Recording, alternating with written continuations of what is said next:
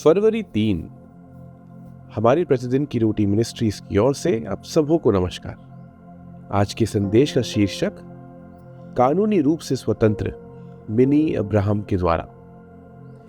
आज के पवित्र शास्त्र का भाग यूहन्ना रचित सुसमाचार अध्याय 4 उसकी 4 से 30 आयत तक। और उसको सामरिया होकर जाना अवश्य था, इसलिए वह सुखार नामक सामरिया के एक नगर तक आया जो उस भूमि के पास था जिसे याकूब ने अपने पुत्र यूसुफ को दिया था, और याकूब का कुआं भी वहीं था। अतः यीशु मार्ग का थका हुआ उस कुएं पर यूं ही बैठ गया, और यह उस बात 6 घंटे के लगभग हुई। इतने में एक सामरी स्त्री जल भरने आई। यीशु ने उसको कहा, मुझे पानी पिला, क्योंकि उसके चेले तो नगर में भोजन मोल लेने को गए थे।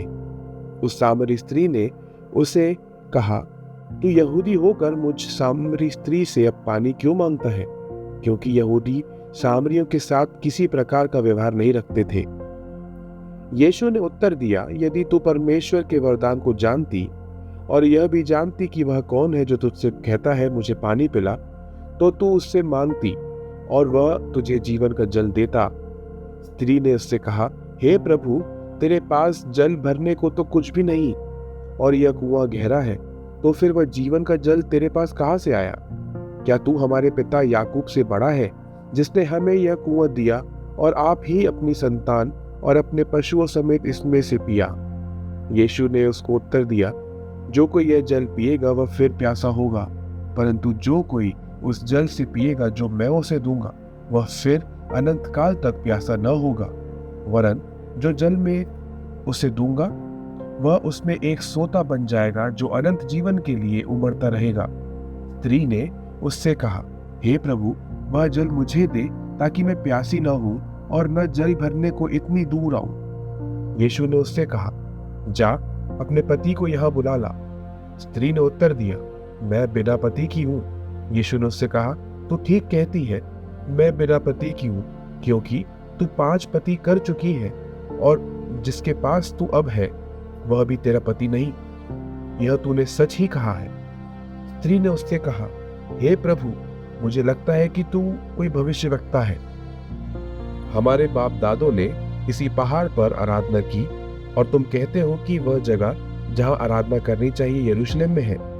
यीशु ने उससे कहा, हे नारी, मेरी बात का विश्वास कर कि वह समय आता है कि तुम न तो इस पहाड़ पर पिता की आराधना करोगे, न यरूशलेम में। तुम जिसे नहीं जानते उसकी आराधना करते हो, और हम जिसे जानते हैं उसकी आराधना करते हैं, क्योंकि उद्धार यहूदियों में से है। परंतु वह समय आता है, वरन अब भी है, जिसमें सच्चे भक्त पिता की आराधना आत्मा और सच्चाई से करेंगे, क्योंकि पिता अपने लिए ऐसे ही आराधकों को ढूंढता है। परमेश्वर आत्मा है, और अवश्य है कि उसकी आराधना करने वाले आत्मा और सच्चाई से आराधना करें। स्त्री ने उससे कहा, मैं जानती हूं कि मसीह जो क्रिस्त कहलाता है आने वाला है। अब जब वह आएगा तो हमें सब बातें बता देगा। यीशु ने उससे कहा, मैं जो तुझसे बोल रहा हूं वही हूं। इतने में उसके चेले आ गए और अचंभा करने लगे कि वह स्त्री से बातें कर रहा है, तो भी किसी ने न पूछा, तू क्या चाहता है, या किस लिए उससे बातें करता है। तब स्त्री अपना घड़ा छोड़कर नगर में चली गई और लोगों से कहने लगी, आओ, एक मनुष्य को देखो जिसने मुझे सब कुछ जो मैंने किया मुझे बता दिया। कहीं यही तो मसीह नहीं? अतः वे नगर से निकलकर उसके पास आने लगे। मुख्य वचन यूहन्ना 4:26। यीशु ने उससे कहा, मैं जो तुझसे बोल रहा हूं वही हूं। भारत में बंधुआ मजदूरी को 1976 में कानूनी तौर पर समाप्त कर दिया गया था, लेकिन भारत की कई हिस्सों में यह प्रथा अभी भी जारी है। गुलामी का चक्र तब शुरू होता है जब लोग ऋण लेते हैं जिसे वे चुकाने में सक्षम नहीं हो पाते। वे अपने आप को श्रम सहायक के रूप में गिरवी रखते हैं।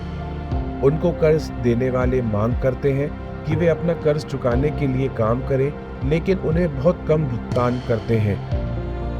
परिणाम स्वरूप मजदूर अपना बाकी जीवन कर्ज देने वाले की संपत्ति की तरह बिताते हैं।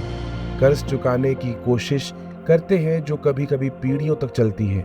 हालांकि वे कानून के अनुसार स्वतंत्र होने और पुनर्वास के लिए पात्र हैं, लेकिन कई श्रमिकों को अपने अधिकारों के बारे में पता ही नहीं। परिणाम स्वरूप हजारों लोग बंधन में रहते हैं। कुएं पर सामरी स्त्री भी सामाजिक मानदंडों के गुलामी थी। वह अकेली आई थी, शायद इसलिए क्योंकि उसकी जीवन शैली के कारण उसके लोगों ने उसे बाहर कर दिया था।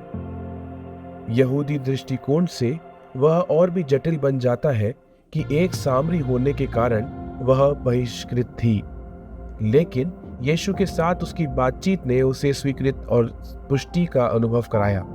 हालांकि यीशु ने उसे बचाने के लिए आया था, लेकिन वह यह नहीं जानती थी। वह यीशु के असामान्य दृष्टिकोण और उसे पानी मांगने के कार्य से चकित थी, लेकिन जब उसे एहसास हुआ कि वह प्रतिष्ठित मसीह था, तो वह खुशी खुशी अपने गांव के बाकी लोगों को यीशु के पास ले आई। जो कोई भी यीशु पर विश्वास करता है वह बच जाता है, यूहन्ना 3:16 हमें बताता है। हमारे पापों का कर्ज तब चुकाया गया जब यीशु हमारे लिए क्रूस पर मरा। उसने हमारी स्वतंत्रता के लिए मूल्य चुकाया और हमें हमेशा के लिए स्वतंत्र कर दिया। अब हमें अंधविश्वास, परंपरा या समाज की अपेक्षाओं के बोझ तले दबने की जरूरत नहीं है। हम तब स्वतंत्र होते हैं जब हम स्वीकार करते हैं जो वह प्रदान करता है। अभी भी आप किससे बंधे हुए महसूस करते हैं? यह जानना आपके लिए क्या मायने रखता है कि यीशु में आप अपनी स्वतंत्रता और जीवन की पूर्णता पा सकते हैं। हे प्रभु यीशु, मुझे यह समझने में मदद करें कि आपने मुझे पाप से मुक्त करने के लिए क्रूस पर अपनी जान दी। स्वतंत्रता के इस उपहार को संजोने में मेरी मदद करें। आमीन।